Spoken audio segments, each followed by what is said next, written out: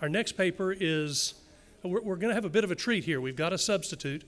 Dr. Alvia Wardlaw, for health reasons, has not been able to join us, but she has sent Rita Reyes, who is one of her longtime students and active in a variety of things, to do the presentation on the art of John Biggers, A Living Legacy. Rita Reyes is a research intern for the Smithsonian HBCU History and Culture Access Consortium, which is the historically black colleges and universities, and artist in residence at Project Row House. Reyes received her BFA in art while being the first graduate with a minor in museum studies under the leadership of Dr. Wardlaw at Texas Southern. Reyes' latest research includes establishing black spaces, how community landmarks define black Houston's culture. Rita's also engaged in important work with the Texas Southern University's permanent art collection and is currently pursuing a master's at Louisiana State University for library and information science with a concentration in archival studies. Please welcome Rita Reyes. Thank you. Thank you. All right. Greetings. My name is Rita Reyes, and I'm thankful to be a part of this wonderful symposium. I'm presenting today on behalf of Dr. Alvia Wardlaw, who is my mentor, director, and curator of the University Museum at Texas Southern University. Today I'll be presenting on the legacy of Dr. John T. Biggers, his active role as an arts educator, muralist, traveler, and his long line of students' bodies of work. All right. John Thomas Biggers was born in Gastonia, North Carolina, and grew up in a shotgun house made by his father. Biggers was the youngest of 7 children to parents Paul and Cora Finger Biggers. His parents attended Lincoln Academy, a secondary school for enslaved children in King Mountain, North Carolina. His father worked several jobs, working as a school principal, a Baptist preacher, a farmer, and he also repaired shoes. His mother was a domestic worker, described by Biggers as having an eye for beauty in almost everything. Biggers' earliest artistic memories were sketching copies of religious illustrations from his father's Bible, watching the women in his family make quilts, and building a miniature replicas of Gastonia with his brothers and sister Sarah. In 1937, at the young age of 12, his father passed away, leaving John and other siblings to support his mother. John Biggers was enrolled at Lincoln Academy and earned money by working at the school to fire boilers in the buildings. In 1941, Biggers enrolled at Hampton Institute, known as Hampton University and HBCU, where he met both of his true loves, art and his wife, Hazel Hells. His original plans were to study heating and plumbing, considering his experience working in boiler rooms.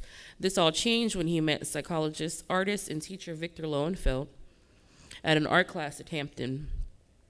Not only did Lowenfeld impact Biggers' life, but he made an impression on many artists, including Carol Harris Sims, Charles White, and Elizabeth Catlett. Lowenfeld's goal was to promote art as a tool for oppressed people to connect with their cultural identity and gain self-esteem.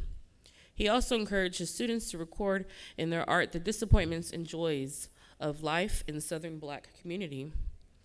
These artists use murals to inform and remind the larger community of their history and to reinforce pride, and Biggers wanted to do just that with his community in referencing artists like Diego Rivera from the Mexican muralist movement, who John Biggers also took after.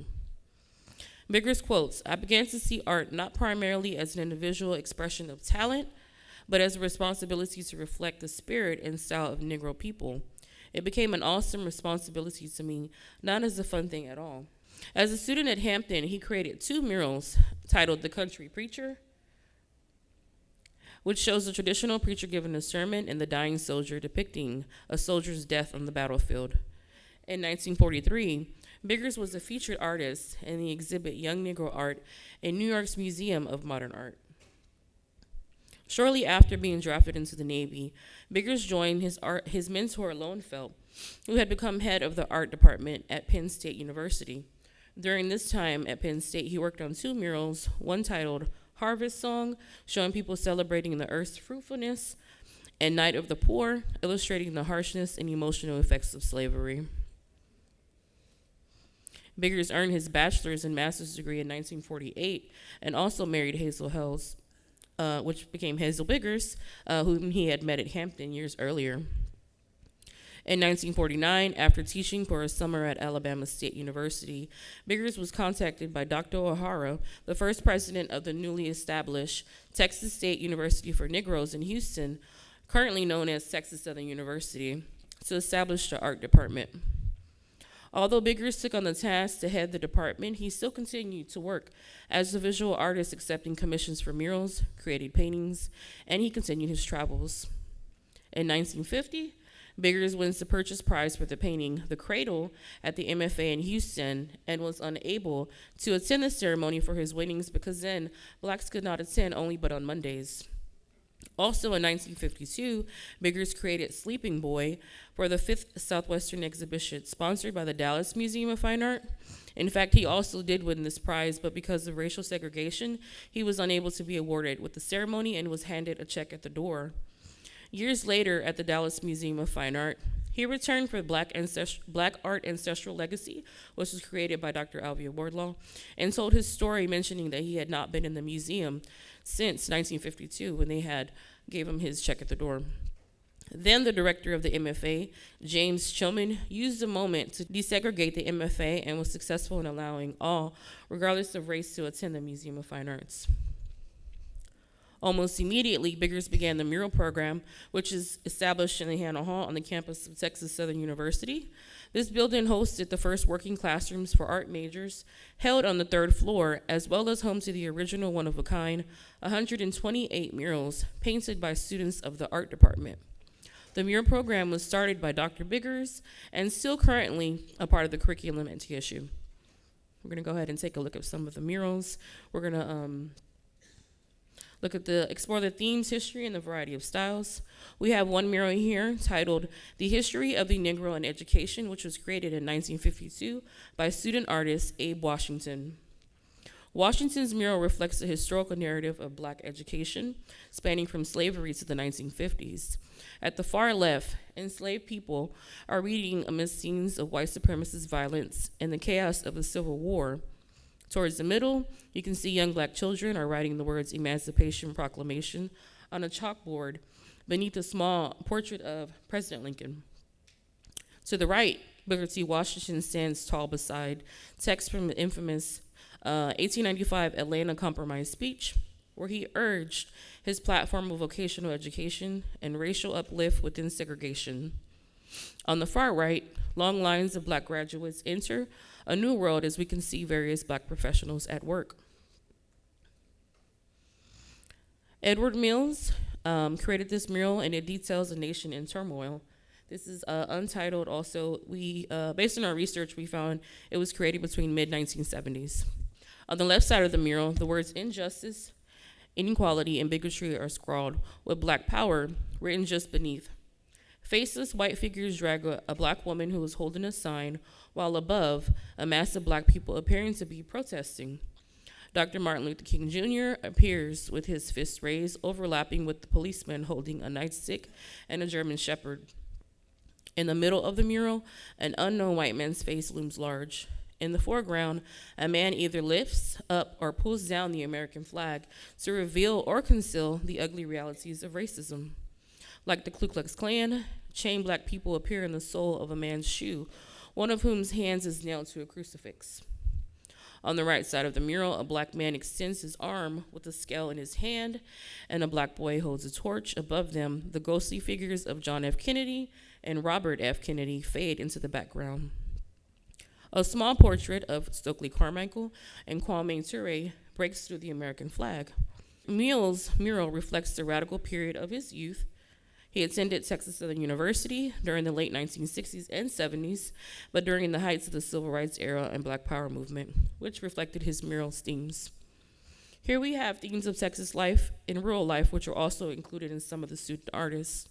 Roy Williams' mural features Texas rural life, from farm life visuals of cattle, dogs, roosters, crops, and most importantly, family. In all three scenes, the family is seen embracing one another, working on the field and settling down after a long day of work. Dr. Biggers would teach his students the success of a mural was by creating a storyline. Most of Biggers' murals are also painted with this idea in mind. The scene also utilizes the geometric patterns often seen in the works of Biggers. Oftentimes, students would imitate this pattern as it is truly eye-catching to the viewer. Students would also include family as another theme due to Biggers' important stance on family and ancestral ties. Have another Texas artist here who is originally from Galveston. His name is Jesse Cifuentes. This title is a family scene, and it emphasizes the importance of the family unit. Cifuentes' mural subject matter is a reflection of his experience learning under Dr. John C. Biggers. Cifuentes says that Dr. Biggers placed a strong emphasis on the significance of family, and this was very influential to his mural. Cifuentes also borrows from Biggers' visual language in using turtles and tortoises to symbolize the longevity and wisdom. He relates the turtles to the elders depicting in the painting to tie in how elders hand down knowledge, oral histories, and culture to generations. The artist also includes crops like corn and pumpkin, both of which are significant in Mexican culinary tradition, and he also chooses to include a serpent, which signifies the hidden threats to the stability of unity of any family. Then we also have Miss Laura Mass, dated untitled, unknown, we're not aware of the title, and then this was created in 1968. The mural displays themes of family unity as well, community, and a traditional aspect of the 1960s black life. A family is gathered around a dinner table, and they're Sunday's best dressed. In the center, a family is lovingly embracing each other and surrounded by a young infant. On the right-hand side, you see children walking to school with the worker featured onlooking. Again, a 3-section storyline is created within this mural. And then in 1957, a UNESCO grant allowed Biggers and his wife to travel for 6 months in West Africa, including Ghana, the Republic of Benin, Nigeria, and Togo. To mention, Biggers was one of the first black artists of his era to visit Africa. He quoted, "I had a significant sense of coming home, of belonging." His travels not only allowed him to begin his collection of African art, but he had a large impact on his personal collections of items from Africa. African mythology, sculpture, everyday images of African people, symbolism and African heritage, geometric elements, and embracing his idea to create from a matriarchal point of view are all seen in his works post-Africa. Not only does this have a large impact on his works, but heavily influences the works of his students then and now. For example, on his return to Houston, he continued to work on the mural, The Web of Life, which is located at the University Museum at TSU. The mural reflects the interdependence of organisms with the balance for nature and all living things alike, completed with organic forms and round-shaped women surrounded by tree roots displaying a womb. A combination of seasons and changes reflect these happenings in nature as a reminder to all that the cycle of life, birth, and death occurs. Being satisfied with the mural upon his return to Houston, Biggers only added the symbol of Anansi, which is a web, and the sun rays over the womb in the center. The story of Anansi is a distinctive character with deep roots in African mythology. Predominantly recognized among the Ashanti people of Ghana, Anansi is often depicted as a spider, a human, or a spider-like humanoid. The stories about him encompass a rich tapestry of morals, lessons, and social and cultural history. In 1974, he created Family Unity, which is actually constructed in our new student center. The students demanded a Biggers piece to be included within the space, and there are 3 themes that are presented in this mural. One, on the far left, was the honor to women who carry us through the sweat, blood, and tears of life. Secondary, we see men and women creation, birth or becoming anew, And then third, the family unit, ancestors, elders, and children. The far right section of Family Unity includes 2 forms, the serpent tree and the family grouping. Goes another image of the mural here.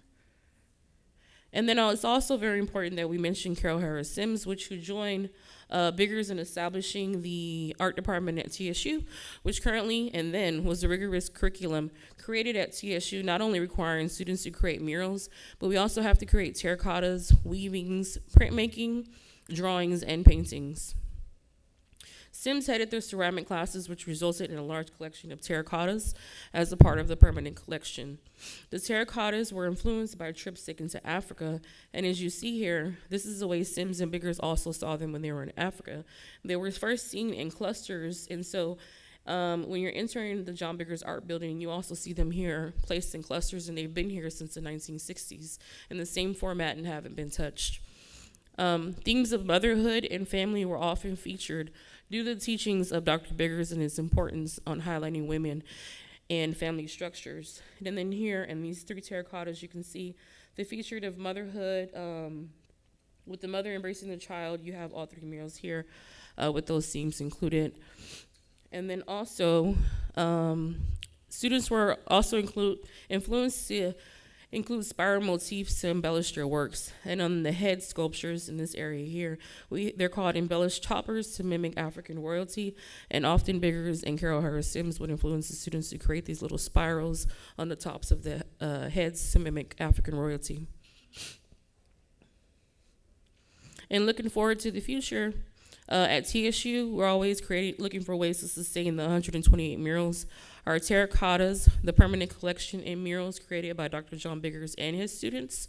Currently, TSU was a selected participant in the Smithsonian HBCU History and Cultural Access Consortium, a digital humanities project being developed in conjunction with the Smithsonian National Museum of African American History and Culture, with 4 other partner HBCUs, which include Tuskegee, Clark Atlanta, Florida A&M, and Jackson State. The HGAC seeks to digitize and create metadata for the permanent collection, including the murals of Hannah Hall. This initiative will also include a traveling exhibition and publication, and will be launching the beta site as of next year. Also, current conservation efforts have been made, including a few selected murals. We selected 3 of the 128 murals to conserve, and this was due to a clear grant that we received as a part of the initiative. Also, the Blue Triangle, which is located here in Houston, Texas, which was the YWCA, it also houses a notable mural by Dr. John Biggers. The mural was painted as a tribute to the contributions of Negro women to American life and education. The esteemed value of this mural is $2 million. The BTMCA plans to launch the Blue Triangle Art Cultural and Art Education Center and feature the Big Biggers Art Experience as a signature project. BTACE will be dedicated to fostering art and cultural heritage awareness and education. Currently, in closing, I wanted to present a group of artists who are actually the direct students of Carol Harris Sims and Dr. John Biggers, who are currently working educators, muralists, travelers, and they pioneer in their own arts area. I welcome you to the campus of Texas Southern University to visit the University Museum and Hannah Halls. We offer free guided tours and feature exhibitions that change throughout the year. And if y'all had any questions, I'm here to answer them for you all. Thank you.